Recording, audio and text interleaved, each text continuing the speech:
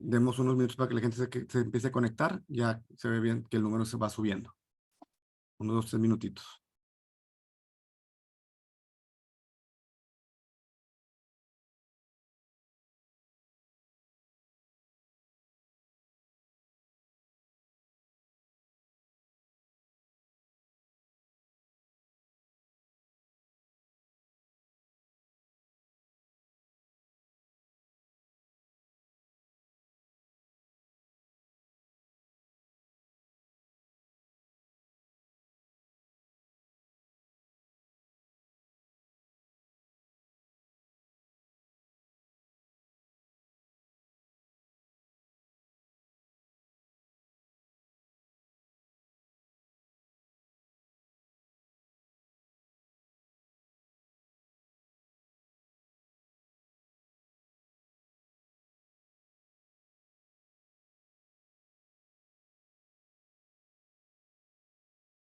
Buenas tardes a todos. Muchas gracias por estar presentes.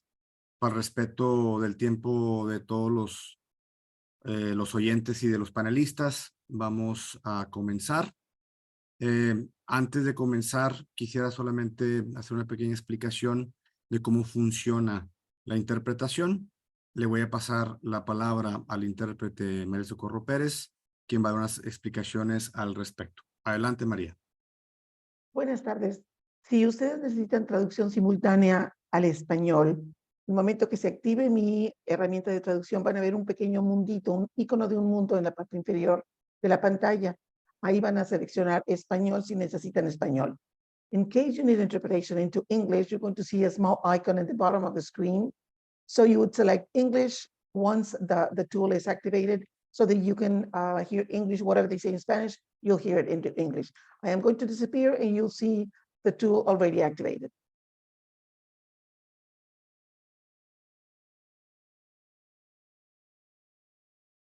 Muchas gracias.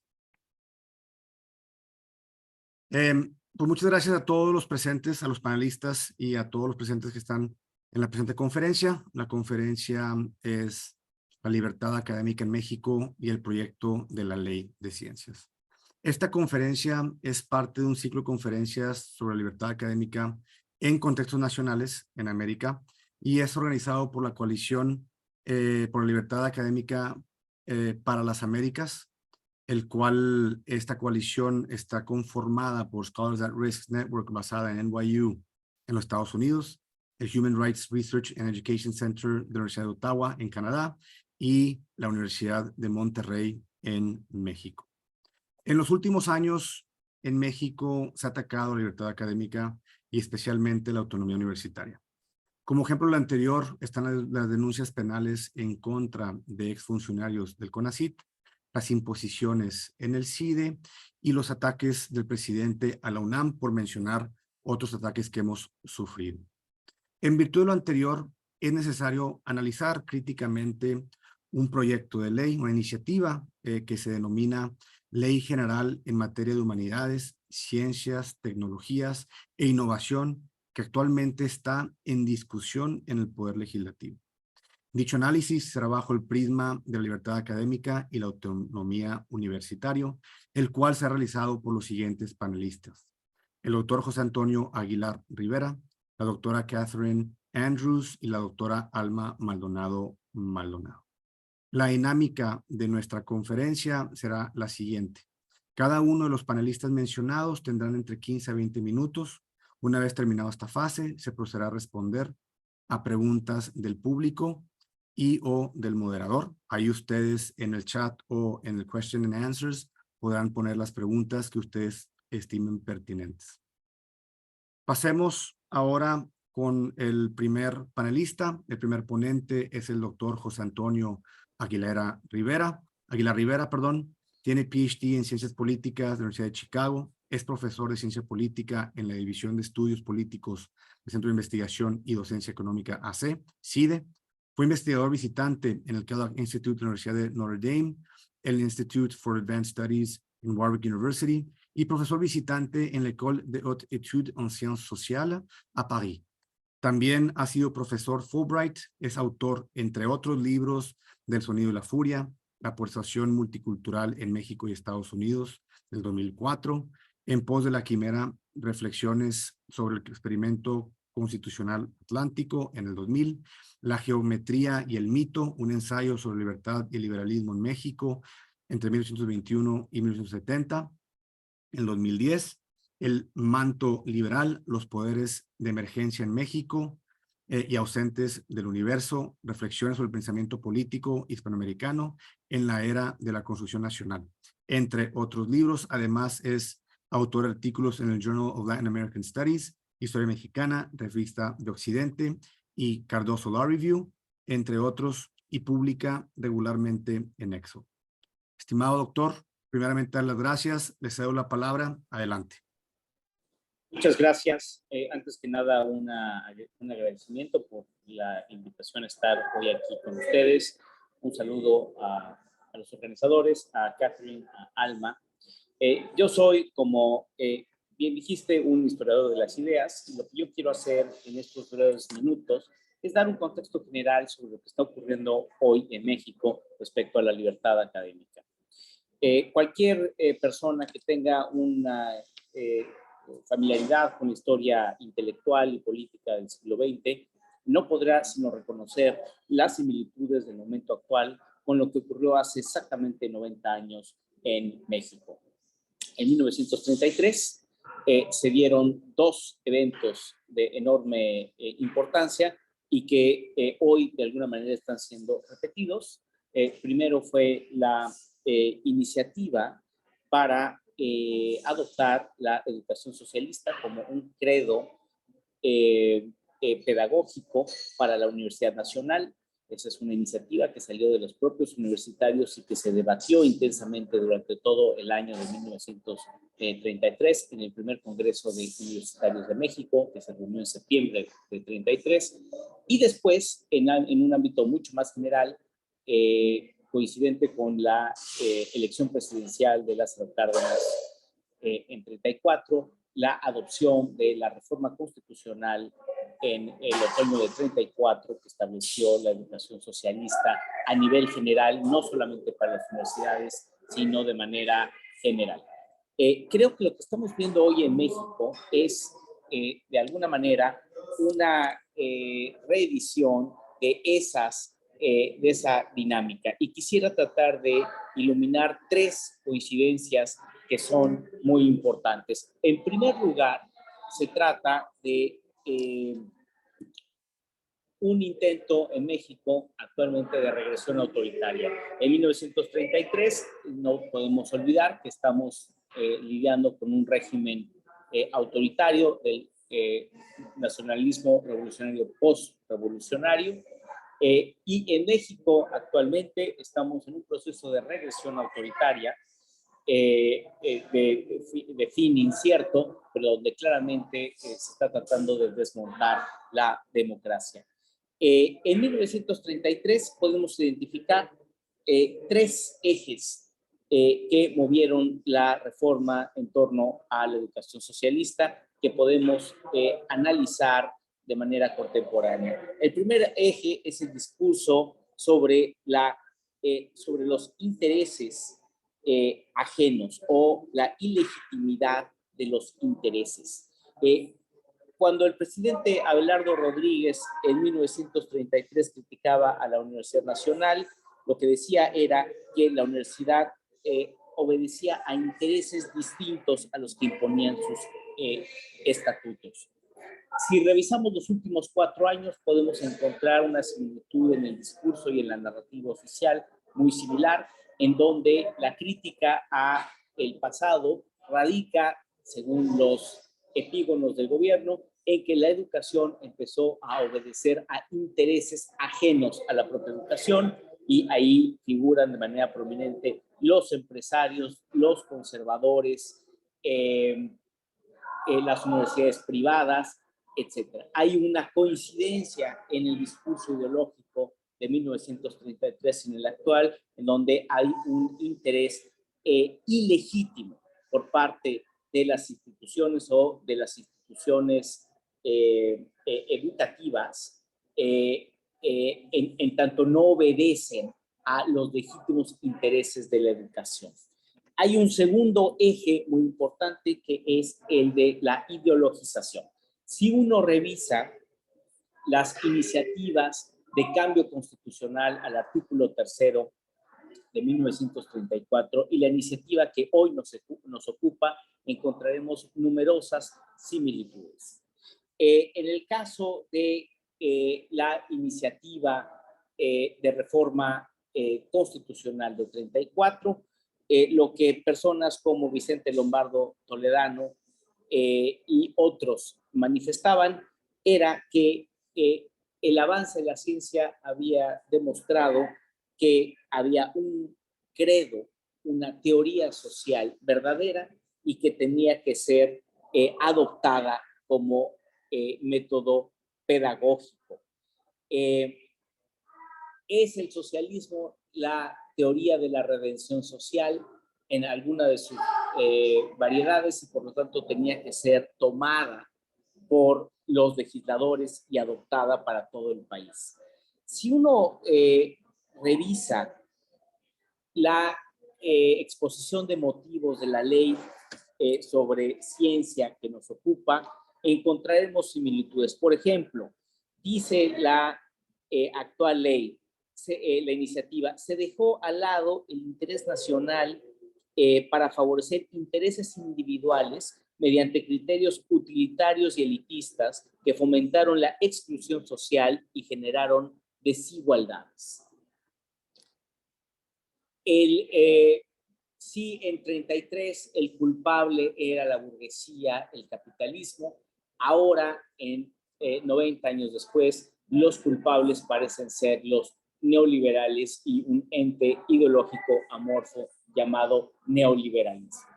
Una desviación ilegítima de los fines ideológicos de la educación para atender a estas ideologías.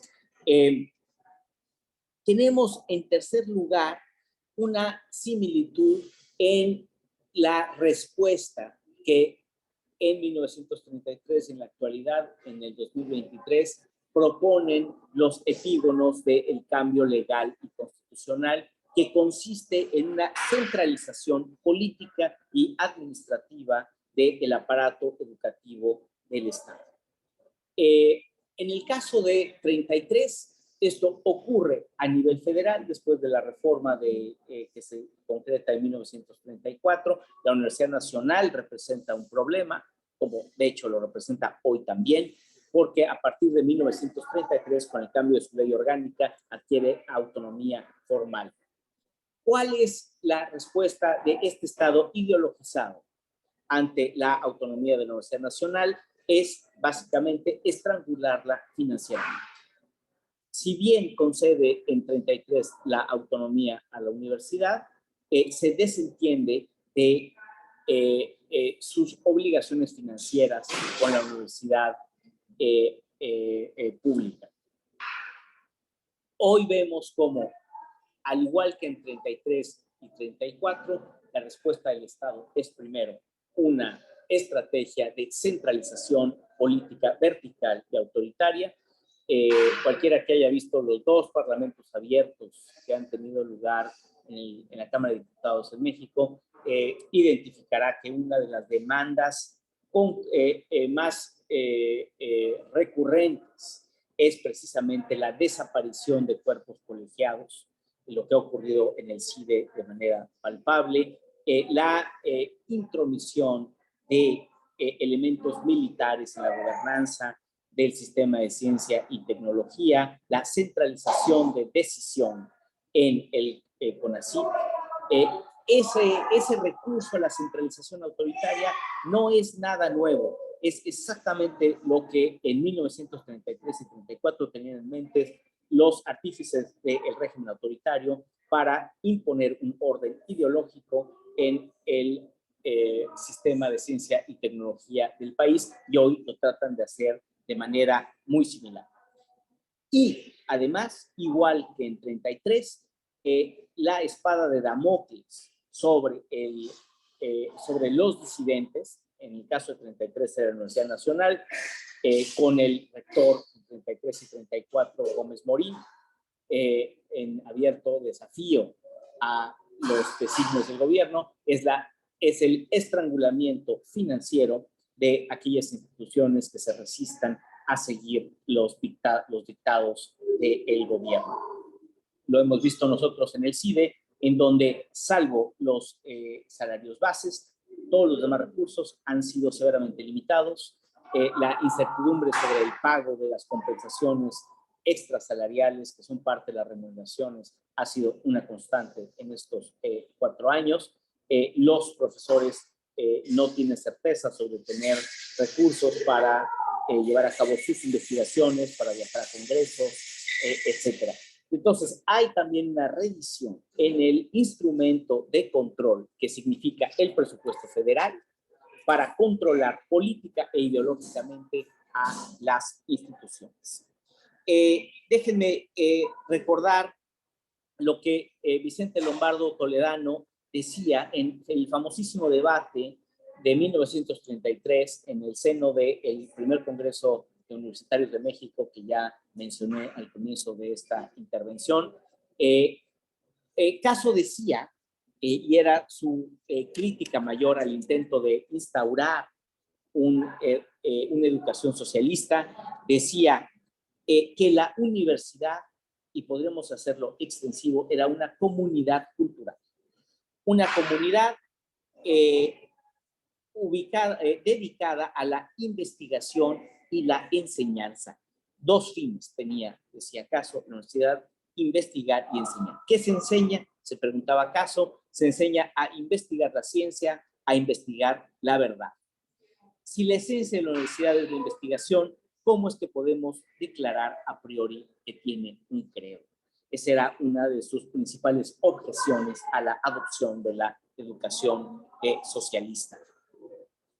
Contrástese esto, por ejemplo, con lo que Marx Arriaga, uno de los artífices de la reforma educativa, que va mucho más allá de la ley que nos ocupa esta tarde, y que trata de reconfigurar, al igual que la reforma de 34, el ecosistema educativo. Lo que dice Marx Arriaga en sus redes sociales es muy significativo. Dice: estamos dispuestos a luchar, cito, por un ideal, dispuestos a encarar a los tiranos, quitarles de sus garras el botín de la educación y por fin entregarlo a todos en la comunidad. Que se defina y que se entienda la educación como un botín, me parece que es sumamente importante y debería llamar nuestra atención. De la misma manera, en 33, Lombardo Toledano dice, por ejemplo, categoría superior, el socialismo es una categoría superior que representan los intereses económicos. Y esto debe ser enseñado a los educandos. El adolescente, dice Lombardo, que en ese momento, en 33, era el director de la Escuela Nacional Preparatoria, necesita que se le dé una orientación precisa, concreta, afirmativa sobre cómo actuar en la vida. Los proletarios, dice Lombardo, lo que necesitan es decirles cómo la universidad, institución responsable de una misión histórica, puede ayudarles de un modo concreto, claro y definido. Y nosotros, dice Lombardo, creemos que esa acción concreta es procurar que se realice la socialización de todos los instrumentos y de todos los medios de producción económica. Lombardo decía que esto no estaba en contradicción con la actitud de la investigación científica. Si uno revisa con cuidado la iniciativa de ciencia que nos ocupa esta tarde, lo que verá es que hay un desfase, como ya muchos han señalado, entre las profesiones de fe, de rigor, de la libertad académica, la libertad de enseñanza, etcétera, y los fines, como diría Lombardo, los fines precisos, concretos de la educación que identifica la propia fe. No es posible conciliar la libertad de cátedra con estos fines que esa ley consigna, como no era, y Caso se dio cuenta muy bien en 33, conciliar la educación socialista con la libertad de cátedra. Estamos exactamente en el mismo predicamento que hace 90 años, cuando un gobierno autoritario intenta imponer un proyecto ideológico a través de todos sus fines, de todos sus recursos, a comunidades autónomas, como son las universidades, y a comunidades epistémicas, que igual que en 33 y 34 se resisten a esta imposición ideológica. Hablar en términos solamente de política pública o del análisis legal de las disposiciones o de las partes que componen esta ley sería no solo impreciso, sino insuficiente, si no entendemos de dónde viene, cuál es la inspiración y cuáles son los alcances y la misión de lo que está hoy en discusión. Lo que está hoy en discusión es una revisión de un proyecto autoritario, ideológico, con profundas raíces en la historia del país.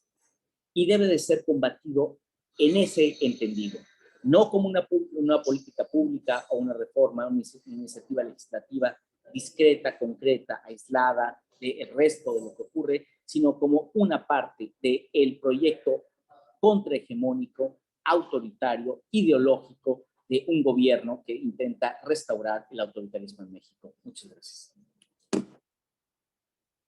Muchas gracias, doctor, por su excelsa ponencia.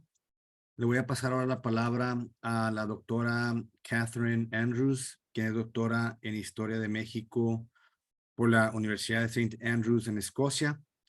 Desde 2004 es miembro del Sistema Nacional de Investigadores y actualmente posee un nombramiento de nivel 2. Es autora de los siguientes libros: Entre la espada y la Constitución, el general Anastasio Bustamante, que se publicó en el 2008, Del Nuevo Santander a Tamaulipas, Génesis y Construcción de un Estado Periférico en México, 1770 a 1825, que fue escrito en coautoría con Jesús Hernández Jaimes y publicado por la Universidad Autónoma de Tamaulipas y el CONACYT en el 2011. También publicó el libro de Cádiz a Querétaro, Historiografía y Bibliografía del Constitucionalismo Mexicano. Se publicó en el 2017 en coedición del CIDE con el Fondo de Cultura Económica, y Derechos, Representación y Diseño de Poderes en la Constitución Federal, 1924, y las 7 leyes, 1836, en prensa en coedición con Triángulo Blanche y el CIDE.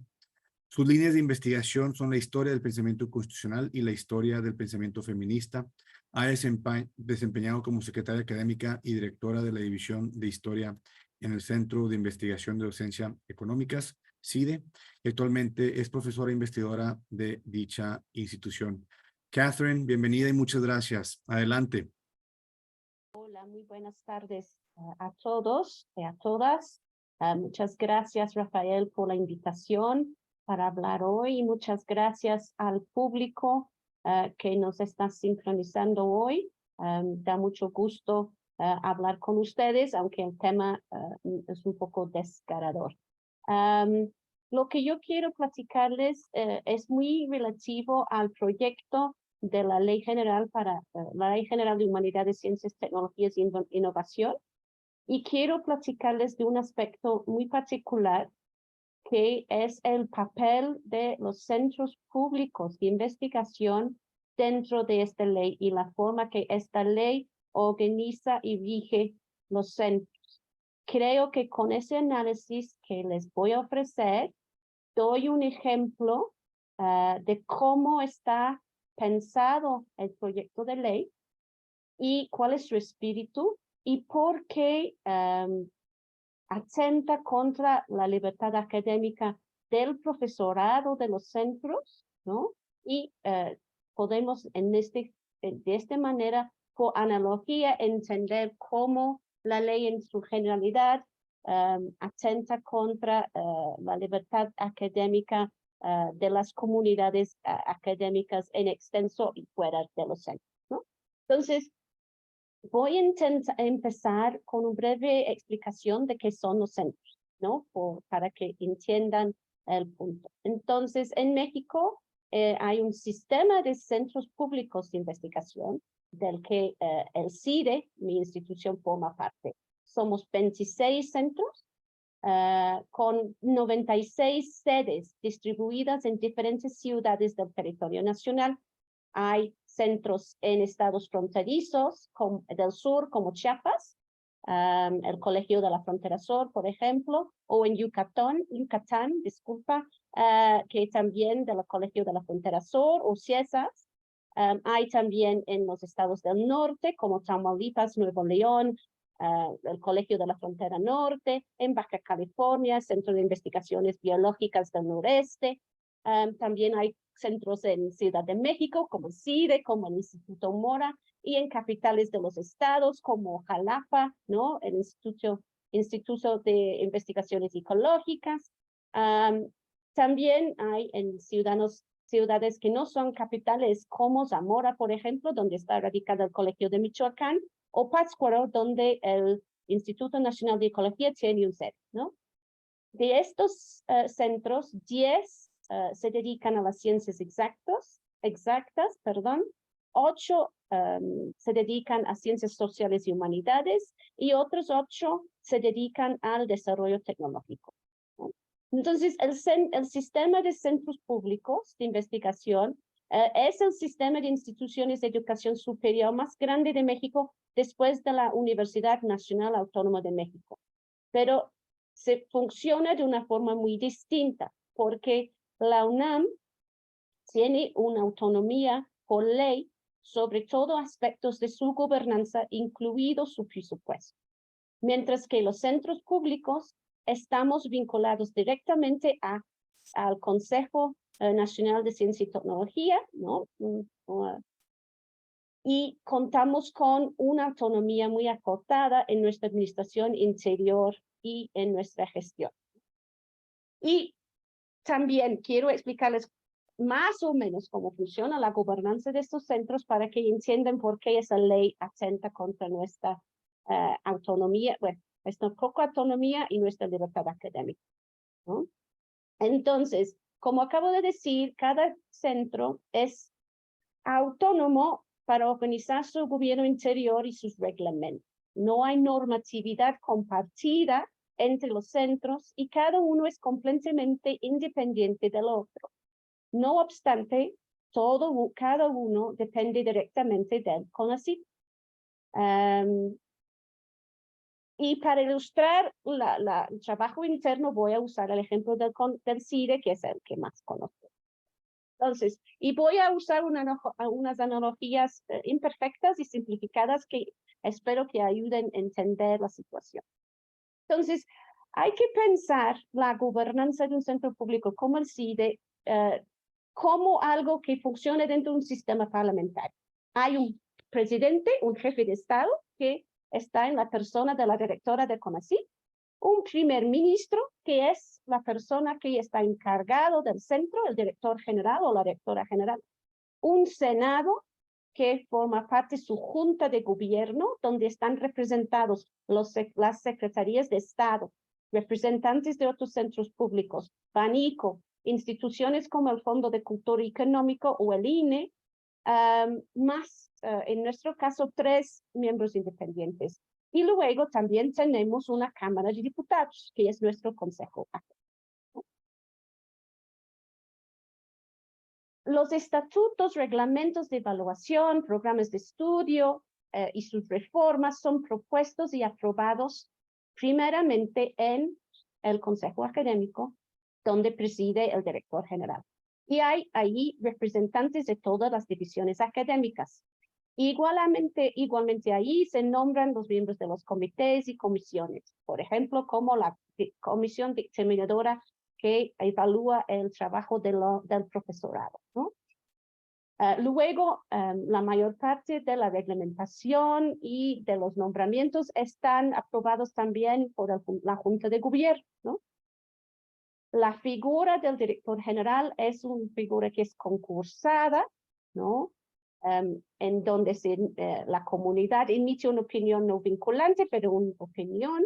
Hay una comité de selección, de auscultación, del candidato, Y luego la decisión, hasta muy recientemente, se tomaba colegiadamente en la Junta de Gobierno, ¿no?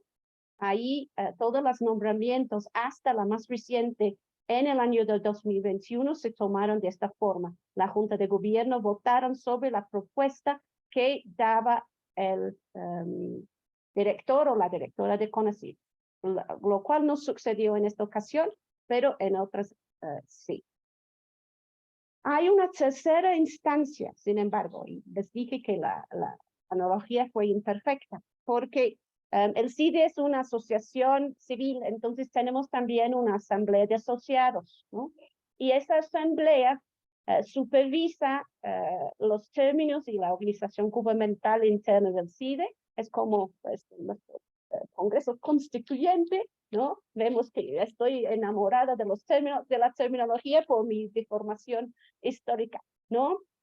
Y eso es nuestro estatuto general, ¿no? Y solo la asamblea puede modificar este estatuto y hasta la llegada del actual director general de CONACYT, de la directora general de CONACYT, eso se interpretaba de la forma en que cualquier reforma a este estatuto tenía que empezar en el Consejo Académico.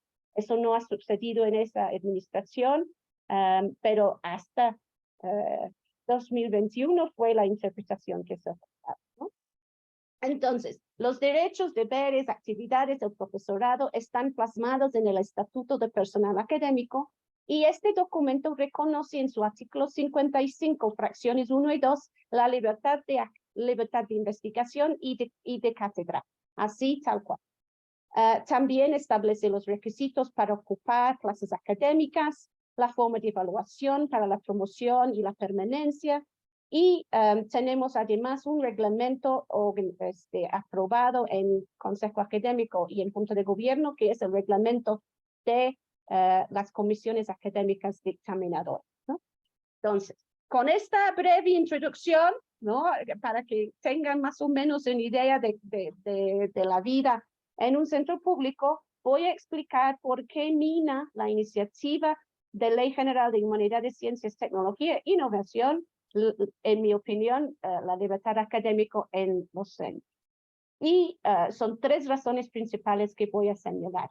Pero antes quiero recalcar algo muy importante y que ha salido a relucir reiteradamente en las intervenciones de colegas en los parlamentos abiertos a que hacía referencia hace un momento el profesor Aguilar, ¿no? La propuesta tiene un lenguaje y la defensa que articula los defensores del proyecto también tiene un lenguaje de promover y proteger la libertad académica, los derechos del profesorado, la inclusión, la participación democrática y la equidad y muchas otras palabras muy bonitas. No obstante, las grandes promesas de este lenguaje, que está plasmado a lo largo del proyecto, no están cumplidos a la hora de establecer los artículos que rigen el gobierno de los centros públicos y cuando rigen la organización de CONACYT o la integración de la agenda nacional o cualquier otra cosa, ¿no? Y ni está reflexionado tampoco en la enumeración de derechos del profesorado de los centros públicos o sus deberes. Entonces, veremos mis motivos de preocupación. En primer lugar, hay la homologación de la normatividad de los centros públicos y la eliminación de esta poca autonomía que antes gozábamos en términos de nuestra administración interna. El artículo 73 del proyecto propone, y cito, la articulación del sistema de centros públicos a través de una política integral de armonización normativa vinculante para los centros públicos. Asimismo, el artículo 80 establece que, y cito, los centros públicos gozan de autonomía técnica y de gestión. Es decir, que ya estos centros no tendrán ninguna facultad para determinar su gobierno interno. Podemos decidir qué marca de papel de baño comprar, pero eso es más o menos el límite de nuestra autonomía, ¿no? Y el significado de este enunciado también se revela en el artículo 88 del proyecto, donde se establece que todos los centros públicos tendrán la misma estructura organizacional con las mismas facultades y las mismas competencias. En este sentido, el 15º transitorio establece que los centros públicos tienen un año a partir de la entrada en vigor de la ley para dar de baja su normatividad vigente y aprobar, estoy citando, aprobar las modificaciones necesarias para cumplir con los principios y reglas de esta ley. Y si esta no pasa, vuelvo a citar, el CONACYT a través de su junta de gobierno, su junta, no la junta de gobierno de los centros públicos, la junta de gobierno de CONACYT quedará facultado para revisarlas directamente. Es decir, esta ley intenta o quiere desaparecer los reglamentos internos, los estatutos internos, para homologarlos todos bajo los principios que están plasmados en la ley.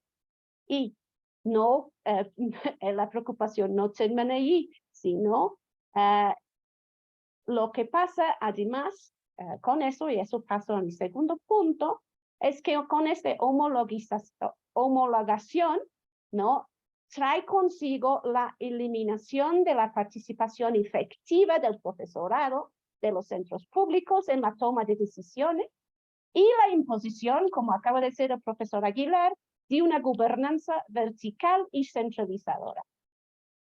Pues voy a dar algunos ejemplos. En primer lugar, las comisiones dictaminadoras. Anteriormente, el Consejo Académico y las divisiones del CIDE participaban en el nombramiento de las personas que estaban nombrados a esa comisión. En la propuesta de ley, esta autonomía se nos quita y se nos establece el hecho de que tendremos que tener una comisión dictaminadora, ¿no?, cuyos miembros serán externos al centro público y serán nombrados por la directora de CONACYT, ¿no? El director general y la asamblea de profesores puede proponer nombres, pero la directora no está obligada a aceptarlas, ¿no? Si ella no le gustan las propuestas, ella puede nombrar a su libre arbitrio quien quiera que están aquí en estas comisiones dictaminadoras, lo cual le encarga a la figura de la Dirección General de CONACYT una facultad poderosísima para regular a la actividad académica de los centros, ¿no?, y interferir y intrometerse en la evaluación de los profesores, ¿no? Pero no es, hay más ejemplos, ¿no? El artículo 88 también indica, ¿no?, de la iniciativa que habrán dos órganos colegiados en los centros públicos, ¿no? Un consejo consultivo interno, y una asamblea de personal de investigación. La segunda, la asamblea, está integrado por todo el profesorado. Es como asambleísmo, el claustro de profesores, ¿no? Y el consejo está nombrado de manera paritaria, dice la ley, la iniciativa de ley, por la persona titular de la Dirección General del Centro y por la asamblea, ¿no? Ambos órganos son meramente consultivos y las facultades que la iniciativa les otorga en el artículo 92, fracción 4, y el artículo 94 son meramente las de conocer y opinar sobre las actividades, reglamentos, estatutos, etcétera, etcétera. Y en ningún caso otorgan la posibilidad de votar, ni mucho menos rechazar las políticas de la Dirección General. Además, la iniciativa también elimina la participación de la Junta de Gobierno del Centro, ¿se acuerdan? El órgano equivalente al Senado, en el nombramiento del director general. De acuerdo con la propuesta en el artículo 90, eso será facultad exclusiva también de la persona titular de CONACYT, ¿no? Entonces también tenemos una centralización de facultades en esta figura, ¿no? En este sentido, quiero argumentar que la organización plasmada en la iniciativa de ley quiere decir que los CPIs, los centros públicos, pasarán de un sistema más o menos parlamentario a un sistema autocrático, donde el primer ministro o director general es nombrado sin ser votado en la Junta de Gobierno y en donde la dirección general de la persona encargada de esta dirección puede abrir y cerrar programas de estudio, establecer o desaparecer divisiones o departamentos académicos, escribir los reglamentos de docencia, nombrar los miembros de los comités y juntas de profesores, escribir los códigos de ética y la demás normativa interna sin tener que someter sus planes a votación de la comunidad y sus representantes. Okay. Ese es el segundo punto. El tercer punto es la abierta restricción a la libertad de investigación y de cátedra plasmada en la ley. El artículo 80 de la iniciativa garantiza, dice, la libertad de investigación al profesorado de los centros públicos, cito, de conformidad con lo previsto en la presente ley. Y no hace ninguna mención de la libertad de cátedra. Entonces, para entender los alcances de la garantía de libertad de investigación de los profesores y profesoras de los centros públicos, hay que analizar, ¿no?, lo que es previsto en la iniciativa. Y ahí empiezan más preocupaciones. El artículo 8 de la iniciativa establece que es deber del Estado, cito, garantizar las libertades de investigación, de cátedra y de expresión necesarias para el desarrollo de las humanidades, las ciencias, las tecnologías y la innovación. Cero cita. La palabra importante aquí es necesaria. ¿Quién decide qué son las facultades, las libertades necesarias en primer lugar? ¿No? Sobre todo si consideramos que la fracción 3 de este artículo define la libertad de investigación de la siguiente manera, cito, establecer los fines, objetivos, enfoques teóricos, métodos y técnicas de la investigación que se llevan a cabo. Brilla por su ausencia y la facultad de la persona investigadora de escoger el tema de su investigación, ¿no? Garantiza la libertad de investigación, pero no garantiza la libertad de la investigadora de escoger qué tema quiere investigar. Si pasamos al artículo 11, veremos que la iniciativa también establece que los programas y planteamientos y actividades abarcados en esta ley serían gobernados por lo que se llama una agenda del Estado, ¿no? Ese agenda de Estado sería establecido por CONACYT en conjunto con algunos secretarías de Estado, ¿no? Pero sin la participación con voz y voto de las comunidades académicas. Es decir, estamos hablando de una política pública hecha en manos de los funcionarios públicos de un gobierno determinado, ¿no? Pero que no contempla tomar en cuenta las necesidades, visiones, ideas de la propia comunidad académica. O sea, sigamos. El artículo 77 establece que el fin de los centros públicos es brindar, cito, al Estado mexicano la solvencia para la comprensión y atención integral de problemáticas nacionales relacionadas con la agenda nacional. Es decir, la investigación del profesorado de los CPIs, los centros públicos, debe realizarse conforme con la agenda nacional que está establecido por un grupo gubernativo burocrático sin su participación ni su consentimiento. Luego, sigamos. En el artículo 85, la iniciativa establece que las personas investigadoras, cito, adscritas a los centros públicos, son servidoras públicas y como tales deben observar en su desempeño los principios de disciplina, legalidad, objetividad, profesionalismo, honradez, lealtad, imparcialidad, integridad, rendición de cuentas, eficacia y eficiencia que rigen el servicio público. Un servidor público leal y disciplinado a la administración federal implementa las instrucciones de sus superiores y no goza de independencia de criterio. Y ese es el papel que deben ocupar las y los investigadores de los centros públicos, el de servidor público disciplinado y leal al gobierno en turno.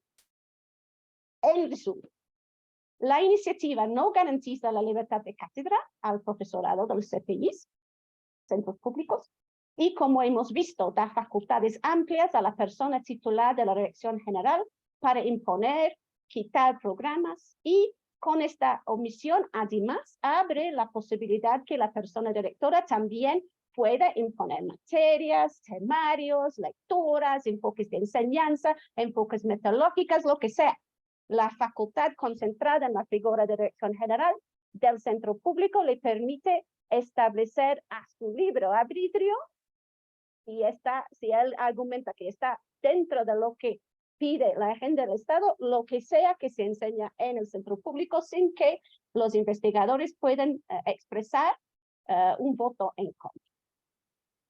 Asimismo, la iniciativa sí garantiza la libertad de investigación, pero en términos restrictivos para el profesorado de los centros públicos. No reconoce el derecho de determinar el tema de investigación. Establece con deber de los CPIs y por ende de su personal investigadora a producir investigación acorde con la agenda nacional. Y establece que el profesorado debe comportarse como servidor público, es decir, cumplir con las indicaciones de sus superiores. Finalmente, la iniciativa elimina la poca autonomía que gozaban los centros públicos para su gobierno interno y establece una estructura vertical, concentrando toda facultad de decisión en manos de la persona titular de la Dirección General del Centro y en la persona titular de la Dirección de CONACYT. Y esta situación da amplio margen para la discrecionalidad en el gobierno del centro y elimina los espacios de participación efectiva y democráticas, ¿no?, de la comunidad académica, y con ello cualquier mecanismo de rendición efectiva de cuentas. Por todas estas razones, considero que la iniciativa representa un peligro importante para la libertad académica del personal de los centros públicos, que tendrán consecuencias negativas para la calidad de la educación y de la edificación de la investigación en estos centros. Muchas gracias. Muchas gracias, doctora Andrews. Le paso la palabra ahora para cerrar a la doctora Alma Maldonado Maldonado. Ella es originaria de la Ciudad de México. Estudió su licenciatura en la Facultad de Filosofía y Letras de la Universidad Nacional Autónoma de México. Cursó su doctorado en Educación Superior en el Boston College. De 2004 a 2009 se desempeñó como Assistant Professor en el Center for the Study of Higher Education of Arizona University, en Estados Unidos. A partir de 2010 es investigadora del Departamento de Investigaciones Educativas, DIE, del Centro de Investigación y de Estudios Avanzados, CINVESTAV, de México. Sus líneas de investigación son políticas sobre educación superior y científicas, educación superior en América Latina, organismos internacionales, globalización, internacionalización y movilidad estudiantil internacional. Ha coordinado libros, escrito artículos en revistas especializadas y numerosos capítulos de libros en diversos países. Maldonado es editora del blog de educación de la revista Nexos de México, llamada Distancia por Tiempos. Doctora Maldonado, le paso la palabra. Muchas gracias.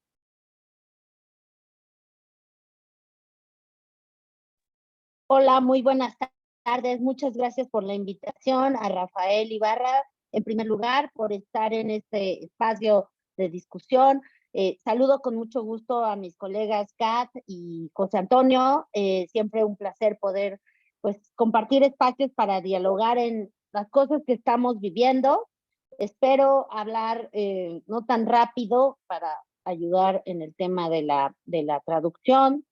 Y bueno, yo quiero ahondar y ir señalando algunos elementos que me parecen muy preocupantes en el momento actual, ¿no? ¿Dónde estamos parados hoy en relación con este debate de la Ley General de Ciencia, Tecnología e Innovación, que es como lo dictaminó el Congreso de la Unión, que tendría que llamarse?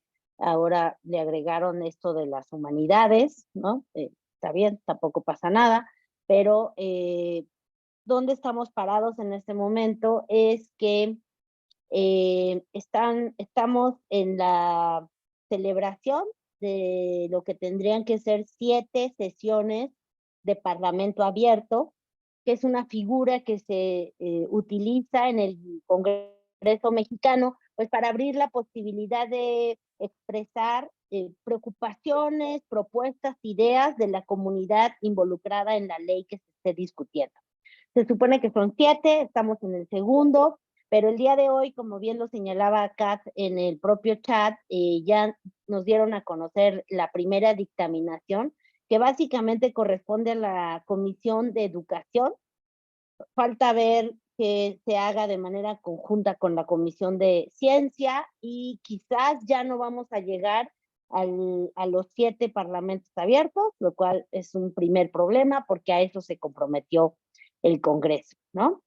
¿Cómo llegamos aquí además? Porque estamos solo discutiendo y la verdad es que nos hemos centrado todas y todos en discutir la ley del Ejecutivo Federal, pero hay otras 4 leyes, 3 en la Cámara de Senadores, 2 en la Cámara de Diputados, que también deberíamos estar discutiendo y que también merecerían un parlamento abierto para después llegar a una ley de consenso, y eso sería lo ideal, ¿no? Entonces, bueno, yo quisiera un poco poner eso en el contexto, sobre todo para quienes no estén familiarizados con el debate mexicano, por eso está siendo tan intenso en este momento, y por eso han surgido tantas preocupaciones, me parece, porque el contenido de la ley del presidente y de los partidos que apoyan a su coalición es una ley con muchas críticas, con muchos problemas que ya mencionaron mis colegas, un lenguaje también muy confrontativo, me parece, ¿no? Con algunos datos en el caso de la presentación de la ley, de la presentación de este proyecto, inexactos, mal utilizados y en algunos casos totalmente erróneos. Entonces creo que hay muchas tensiones, creo que en este momento es lo que estamos viviendo en el ámbito nacional, y yo quisiera remitirme a la discusión de la autonomía universitaria, pero antes sí remitirme al tema en general de la autonomía y de cómo también vemos esta afectación, porque si bien Kat ya mencionó el tema de los centros públicos de investigación adscritos al CONACYT, yo formo parte de un centro público que no es dentro de ese ecosistema, no forma parte del ecosistema CONACYT, pero sí forma parte de la Secretaría de Educación Pública, y también estamos sujetos a todos estos problemas, porque precisamente no todas las instituciones de educación superior en México son autónomas, pero aún las autónomas creo que ven muchos riesgos en este proyecto de ley, y creo que por eso ha habido también como muchos sectores que se han expresado con todas las preocupaciones sobre el contenido de la ley. Primero me quiero remitir a un antecedente que a veces se nos olvida y que cada vez que yo recuerdo pienso que es más importante. Cuando se lanza el proyecto del presidente de la República para reformar el artículo 3º, viene con toda una serie de propuestas de educación básica. Su gran tema de campaña fue derogar la reforma educativa anterior. Eso lo prometió en campaña, lo cumple al hacer una propuesta de nuevo artículo 3º. En esa propuesta, por lo que después nos dijeron fue un error, se borró la autonomía universitaria. Después nos dijeron, no, fue un error, no pasó nada, ¿no? Y algunas personas dijimos, ¿sí habrá sido un error o querían ahí colarnos algo de lo cual no nos dimos cuenta? Pero esa fue una primera llamada de atención. Yo creo que si algo hemos visto preocupante en este gobierno es la desconfianza que ha expresado consistentemente hacia todo aquel órgano o institución autónoma. parece ser que a este gobierno le incomoda la autonomía de las instituciones, le incomodan los órganos autónomos, tanto que hoy estamos viendo la crisis tan terrible que está viviendo el órgano de transparencia, el INAI. Vimos la crisis también generada con el órgano electoral, que es un órgano autónomo. Y no puedo yo, que me dedico a la educación, dejar de recordar que el primer autónomo que se eliminó en este gobierno es el que se dedicaba a la evaluación educativa, ¿no? Fue el primero, se borró, se eliminó y se dijo no sirve. Entonces ha habido siempre esta desconfianza, por decirlo menos, hacia los órganos autónomos. Y creo que eso ha quedado de manifiesto también en lo que hemos visto ahora con este proyecto de ley de ciencia, desafortunadamente. Entonces, eso sería lo primero que yo quisiera decir.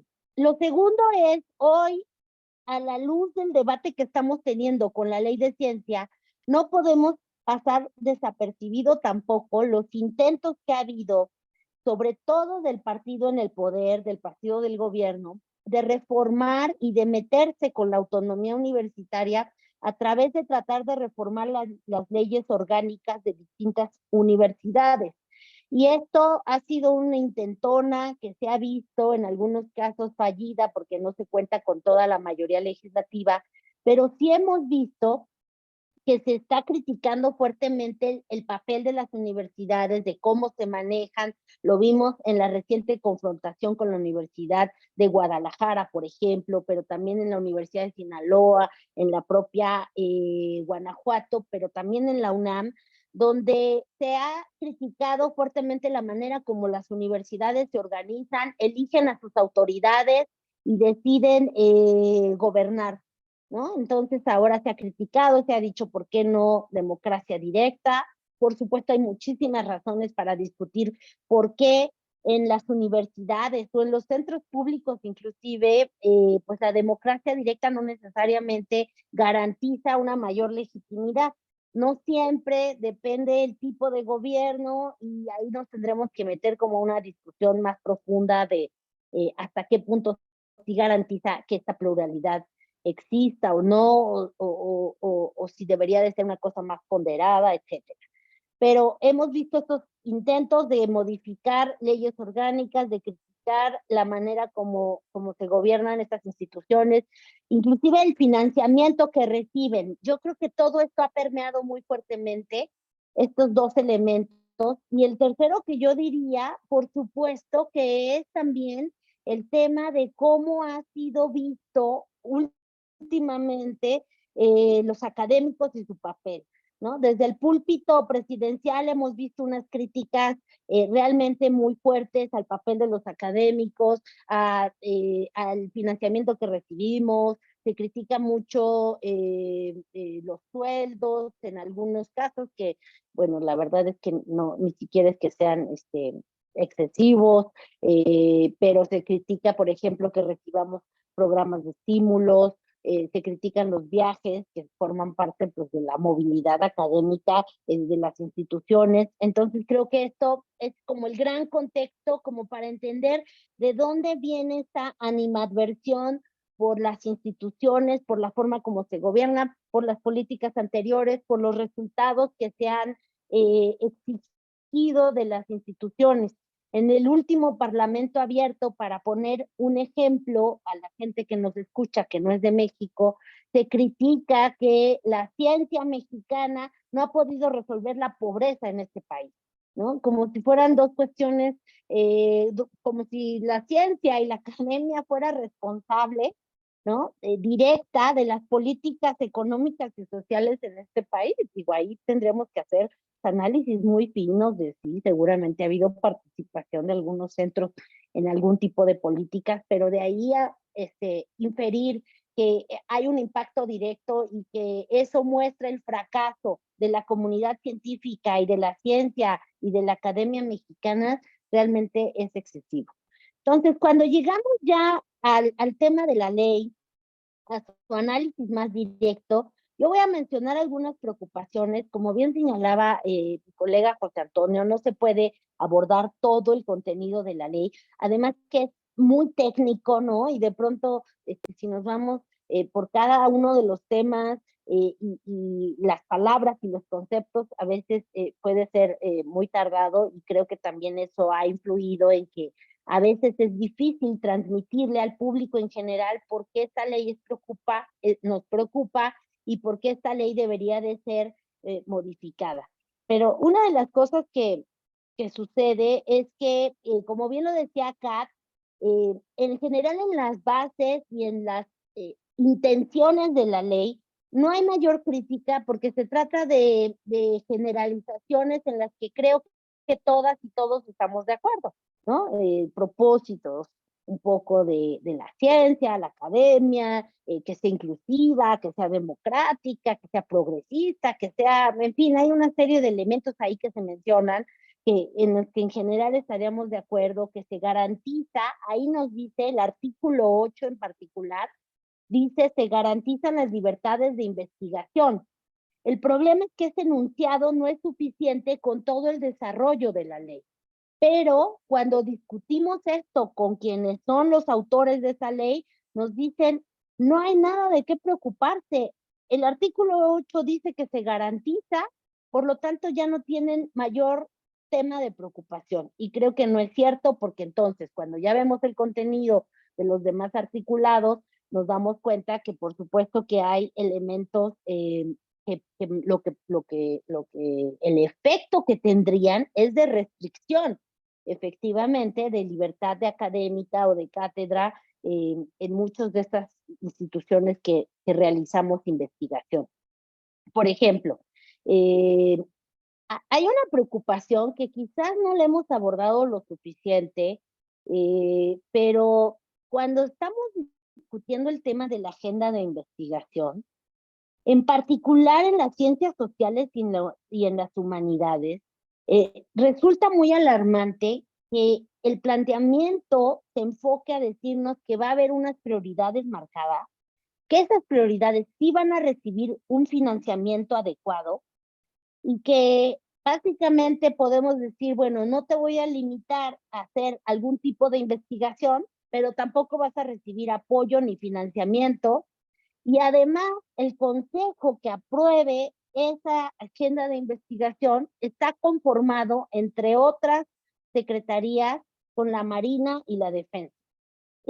Cuando muchos de los trabajos que se hacen en ciencias sociales o humanidades y que se han hecho en los últimos años en este país, tienen que ver con los efectos de la militarización y con el papel cada vez más fuerte de los militares en la vida pública nacional.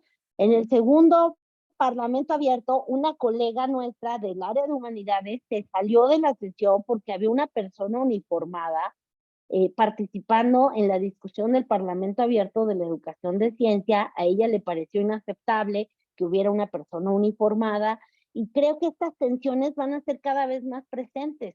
Y sí tenemos que hablar, porque no es necesariamente el mismo debate, aunque los colegas de las ciencias naturales dirían que sí, pero yo creo que en el caso de establecer una agenda de investigación, en nuestras áreas de humanidades y sociales somos mucho más sensibles a este tipo de temas y cómo van a ser tratados.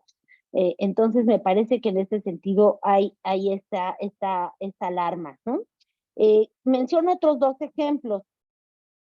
Hay una parte donde se menciona en la sección tercera del artículo 42 que el Consejo Nacional y la Secretaría de Educación Pública tienen que impulsar la investigación, etcétera.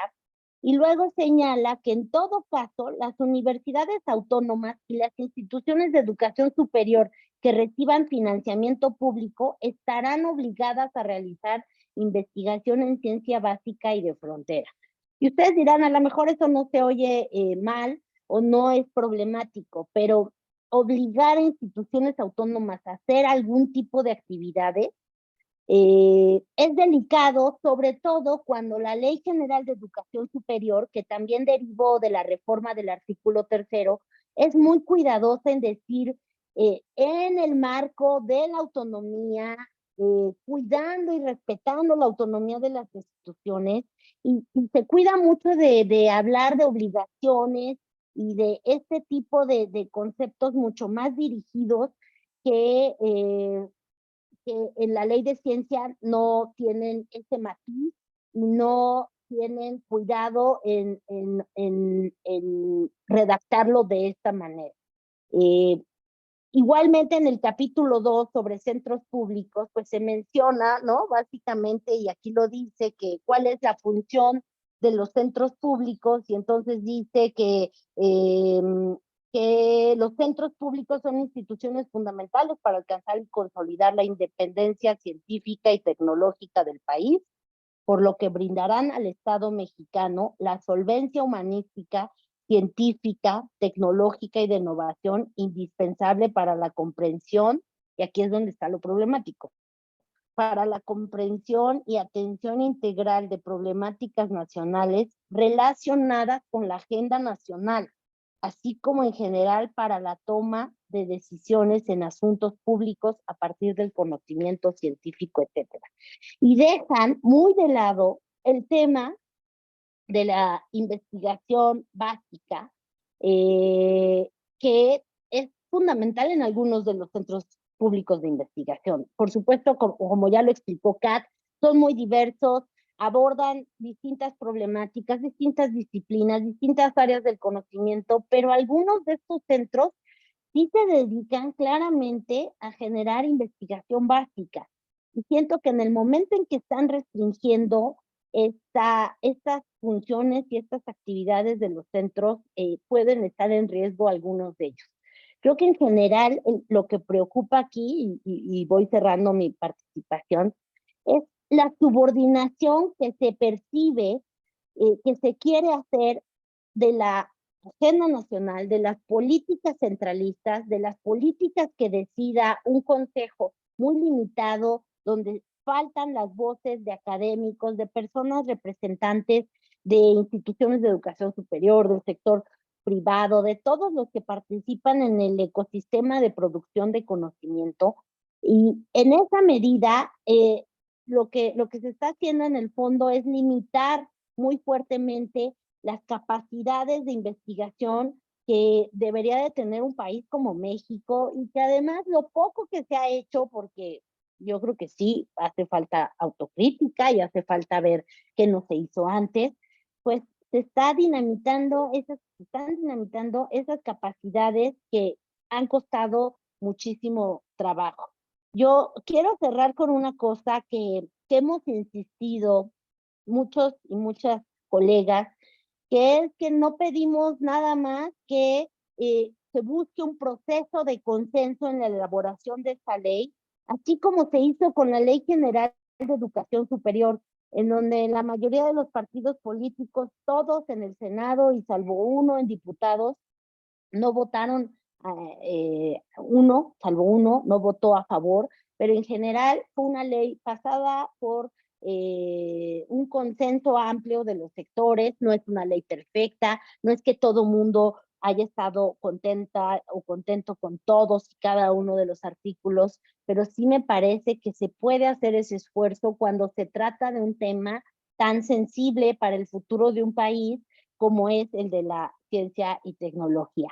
Y cierro con la manera como trata el tema de la libertad académica la Ley General de Educación Superior, que dice en uno de sus artículos: el respeto a la libertad académica de cátedra e investigación, entendida como la libertad de enseñar y debatir sin verse limitado por doctrinas instituidas, la libertad de llevar a cabo investigaciones y difundir y publicar los resultados de las mismas, la libertad de expresar su opinión sobre la institución o el sistema que trabaja, la libertad ante la censura institucional y la libertad de participar en órganos profesionales u organizaciones académicas representativas, conforme a la normatividad de cada institución, sin sufrir discriminación alguna y sin temor a represión por parte del Estado o de cualquier instancia. Esto lo dice el artículo 8,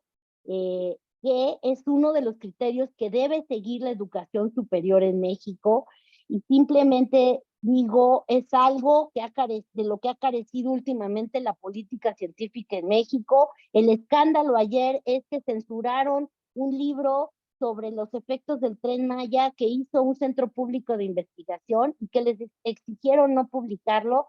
Y de eso a todo lo demás que podríamos enunciar, como por ejemplo,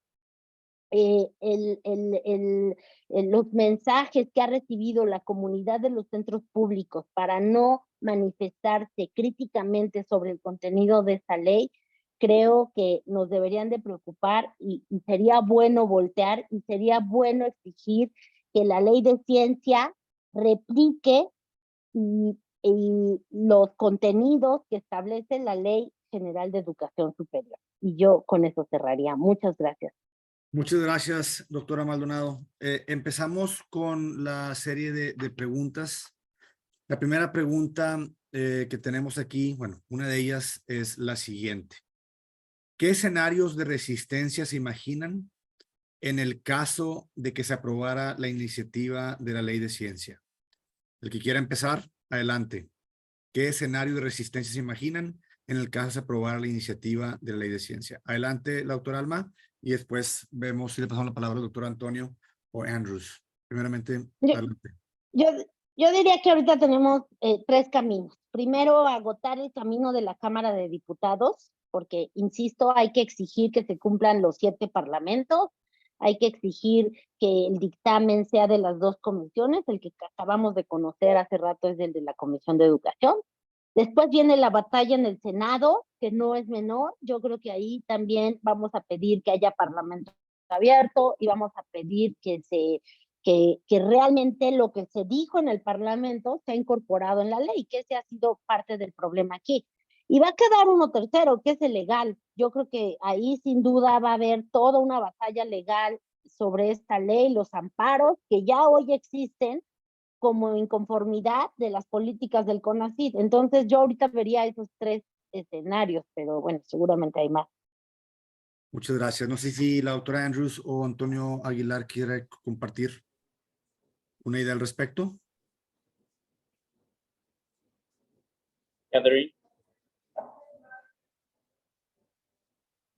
Bueno, yo diría que una de las lecciones muy amargas de estos años es precisamente la batalla por los fideicomisos, en donde muchos creímos que la voz de la razón de alguna manera iba a predominar, iba a tener peso. Y la verdad es que la lección de eso fue que la iniciativa acabó pasando y se eliminaron los fideicomisos, y eso nos deja muy escépticos, algunos de nosotros, en torno a la posibilidad de los controles de la colegisladora. Lo que yo diría ahí es que tendríamos que estar pensando en el tercer elemento que mencionó Alma, que es una estrategia legal de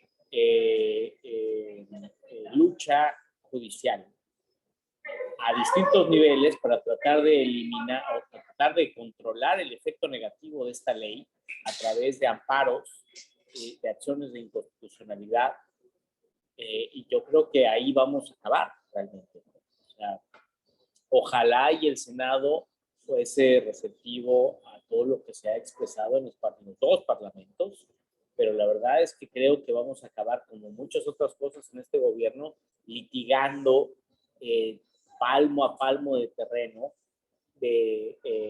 pues del atropello que significa esta ley. Eso es lo que yo diría. Gracias. Adelante, Catherine. Bueno, yo estoy de acuerdo y tanto con lo que dice el profesor Aguilar como lo que dice la profesora Maldonado, pero diría que en términos de pensar estrategias de resistencia, lo que alienta en la situación actual, que no era razón en la batalla de los fideicomisos, es que ahorita el gobierno en turno está llegando a su fin. Todo gobierno que llega a su fin empieza a debilitarse, ¿no? Sobre todo porque ya se van concentrando sobre las luchas electorales venideras, ¿no? digo, no necesariamente nos va a ayudar, pero sí nos da un espacio de actuación mayor a lo que había en 2020. Es decir, hay más, yo diría que más probabilidades de incidir un poquito en el espacio público que había en aquel entonces, ¿no? Y sobre todo creo que eso ya es como una llamada al vacío, pero lo voy a decir, yo creo que nos incumbe como miembros de la comunidad académica de seguir levantando la voz y seguir, a pesar de la intimidación y los insultos y lo demás que estamos recibiendo, ¿no? En nuestra oposición a la ley. Porque incluso que se pasa y todo se va tal y como imagina la directora general de CONACYT, no es tan fácil implementar una ley cuando tú no tienes el apoyo de tu comunidad. Y la tentación en la situación actual, dado la situación de hostilidad que vivimos, es callarse, buscar un espacio de seguridad y esperar que todo pase. Pero yo les voy a decir que eso es una estrategia que no nos va a ayudar, no les va a proteger a ninguna de nosotros el escondernos y esperar que pase. Porque precisamente así es, le damos espacio y le alineamos el camino para que la implementación de esta ley no sea problemático. Entonces, si logra pasar, yo creo que simplemente tenemos que seguir lanzando la ley y seguirle haciendo la vida incómoda y desagradable para las personas que quieren comportarse con esta actitud autocrática y dictatorial, ¿no? Porque si no, nos vamos a quedar pasmados y eso yo creo que es lo peor que nos puede suceder. Muchas gracias. Hay dos preguntas de continuación, de seguimiento a los comentarios de ustedes. Uno dice, entonces, los miembros del CIO y del INAOE, por ejemplo, no han participado por temor a represalias, porque en esta discusión hemos escuchado a los científicos y entre comillas ponen la palabra duros. La siguiente pregunta que dice otro colega es, luchar por libertad debe darse desde las universidades, aunque esas luchas siempre son dolorosas y complejas. ¿Cuál sería la mejor estrategia que los profesores que no tenemos grandes nombres podríamos hacer? No sé quién quiera abrir debate con esas preguntas. Pues yo podría decir que en el caso de las comunidades sí ha habido una falta de movilización. Me parece que tiene que ver mucho con el ambiente que hay, sobre todo en los centros públicos de investigación. Creo que lo que sucedió en el CIDE fue como una forma de primero apuntalar hacia dónde y cómo quieren ahora dirigir y manejar a los centros públicos de investigación.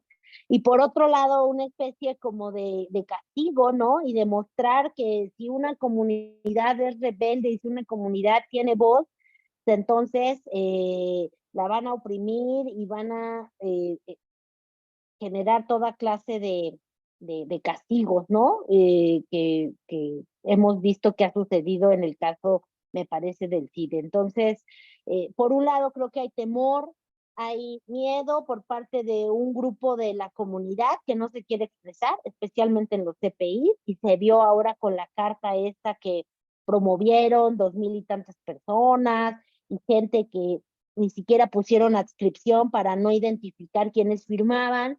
Y por otro lado, también hay apatía. Yo sí creo que hay una parte de la comunidad que no siente que esto va a afectarle, que no ve un problema mayor en lo que pueda suceder, y eso lamentablemente también sucede. Además, que creo que hay otro sector que apoya las políticas del gobierno. Eso me parece que también es verdad. Entonces yo vería un poco eso. También creo que a veces por no ver, porque no vemos todas las grandes cantidades o las grandes comunidades, no sé, en la calle manifestándose, eso no significa que no hay movilización, que no hay crítica. A veces es solo hay que verla, ¿no? Pero pues, ahí están, los que lo han hecho muy valientemente, ahí están, y las manifestaciones y las cartas de los centros públicos, por ejemplo, y de otras instituciones, pues también son un ejemplo de esto, yo diría eso. Muchas gracias. Le paso la palabra a José Antonio. Adelante. Gracias. Yo quiero añadir a lo que ha dicho Alma, y es lo siguiente: la batalla que estamos dando solo parcialmente es legislativa. Tiene que ver sobre todo con la legitimidad de lo que está haciendo un gobierno autoritario. Y eso no lo van a votar los diputados ni los senadores. Eso lo va a decidir la historia. Y en ese sentido, yo sí hago una apelación. Desde el CIDE, es cierto, hemos sido maltratados, hemos sido castigados, hemos sido hostilizados, pero aquí estamos. No nos hemos ido. Y quien va a juzgar la justicia de nuestra causa y de las cosas por las que luchamos, no van a ser los senadores, los diputados, que tienen mayorías transitorias, temporales, sino va a ser en el largo plazo. Esto, o sea, nosotros creemos que va a haber una reivindicación, va a llegar el momento en el cual la legitimidad de la lucha que estamos dando por la libertad de cátedra, por la autonomía universitaria, por la libertad de enseñar y de investigar, va a ser reivindicada. A pesar de lo que esté pasando ahorita, y hago un llamado a todos los colegas en otros centros públicos que entendiblemente están amedrentados, están asustados, para que no cejen, para que no se dejen intimidar por un gobierno autoritario. Al final del día habrá un momento en el cual la justicia de nuestras causas será reconocida, y de eso que no les quepa la menor duda. Gracias. Adelante, Catherine. Sí, yo quería añadir dos cosas. Una sería que hay una pregunta, y creo que lo leíste en el chat, de Héctor Camino, que pregunta qué pueden hacer las personas que no tienen figuras grandes, ¿no? O sea, no son gente con perfil. Y eso como vincula a tu pregunta, ¿no? Porque la mayor parte de nosotros no tenemos perfil, ¿no? O sea, algunos lo tenemos por algunas razones, pero la mayor parte de los colegas en esta comunidad no tienen un perfil muy grande. Pero todos formamos parte de la comunidad académica. Y como dice José Antonio, o sea, la lucha es en términos de diría yo, en términos de la comunidad académica, es precisamente que nos permiten hacer nuestro trabajo, que es enseñar a las juventudes, preparar las juventudes y hacer investigación que podría, ¿no?, ayudar a la enseñanza, ayudar a entender la sociedad, a avanzar la ciencia, o en las múltiples formas, maneras que podemos ayudar a la sociedad y podemos avanzar a la ciencia. Pero todo insistiendo y recalcando, ¿no?, la calidad de nuestra enseñanza y la independencia de criterio que usamos cuando hacemos nuestros temarios y cuando enseñamos nuestras disciplinas. Porque cuando empezamos a reducir nuestra enseñanza, nuestra docencia, nuestra investigación, sin que estemos obligados a ella, todavía no estamos obligados, ¿no? Y incluso en esta ley hay espacios en donde nos podemos manejar. Nosotros estamos haciendo un acto de resistencia y estamos promoviendo precisamente la promoción de la cultura académica de pensamiento crítico y de la libertad académica. Estamos preparando a los estudiantes para seguir insistiendo en eso. Entonces, todos formamos parte de esta cultura. No somos nosotros que gozamos de unos privilegios enormes por estar, por ejemplo, en un centro público como el CIDE, que tiene un perfil muy alto, ¿no? No todos estamos en posición, pero todos contribuimos a la promoción y la formación de los jóvenes y de los no tan jóvenes, y la promoción y la avance de la ciencia. Y segundo, eso es una petición muy directa a las personas que están convencidas de que esta ley es la adecuada para avanzar la comunidad académica, avanzar la ciencia, la humanidad de ciencias, tecnologías de investigación en este país, que lanzan una defensa que reconoce los artículos de esta ley. basta de defender un proyecto que no existe, basta de defender lo que nosotros estamos pidiendo, ¿no? O sea, nosotros estamos pidiendo la libertad académica, la participación democrática, los recursos para incluir y no excluir a las comunidades, para que haya condiciones sociales y económicas necesarias para que todas las juventudes de este país tienen el derecho a los beneficios de la ciencia, ¿no? Basta de decir que eso es lo que están haciendo cuando la ley no plantea las necesidades económicas para llegar a esta inclusión que dice que desea y que además no defiende la libertad académica, sino la restringe y intenta poner todo dentro de una limitación, todo dentro de la política del Estado, sin darse cuenta que en algún día ellos no van a estar en el gobierno y sus opositores pueden estar estableciendo esta agenda pública. Que nos expliquen por qué este modelo de centralización y de rectoría dirigente obligatoria del Estado es la que conviene. Y dejen de decirnos que no hace eso, sino que garantiza la inclusión, la participación, la democracia y lo que sea. Porque si no estamos haciendo un diálogo insensible y no académica del asunto. Y somos todos académicos en esta discusión y creo que yo eso le pediría a las personas que están convencidos y están en su derecho de estar convencidos, pero que nos expliquen por qué este modelo nos va a ayudar a cumplir con los propósitos que esta misma ley propone. Muchísimas gracias. Pues ya estamos por terminar.